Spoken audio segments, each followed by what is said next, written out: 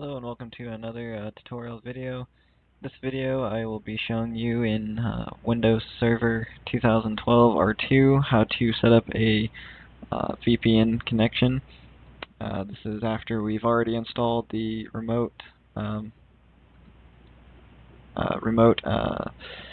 routing and remote access service on the server. So one of the first things we need to do is we need to go in and make sure we got our addresses set and our NICs. So we need to go to Network Sharing Center. Need to change the adapter settings. Need to go into the second network card, go into its properties, and we need to change the IP settings on that. So we need to go down to IPv4.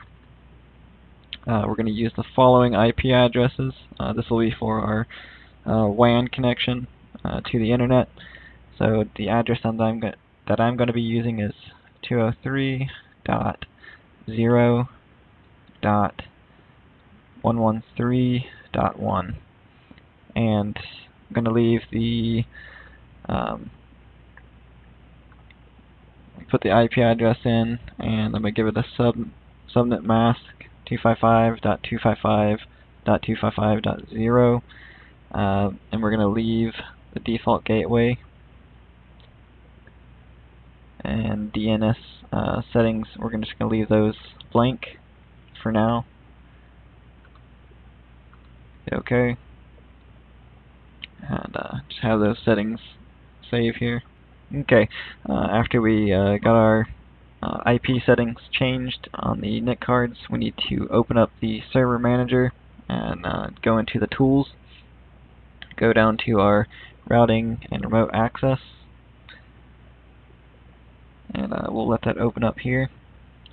And in here, this is where we're going to be setting up our VPN, the base settings for our VPN connections. So what we need to do is we need to find our server, and we need to right click on our server. We can just open that right there, right click, and configure enable routing. We need to hit next on that, and this will just be a wizard that will walk you through. We're just going to be setting up remote access dial-up VPN.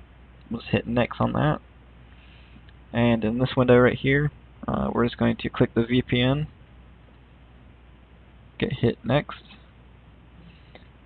and the NIC card that we want it to use in the VPN connection window, we want it to use our WAN port.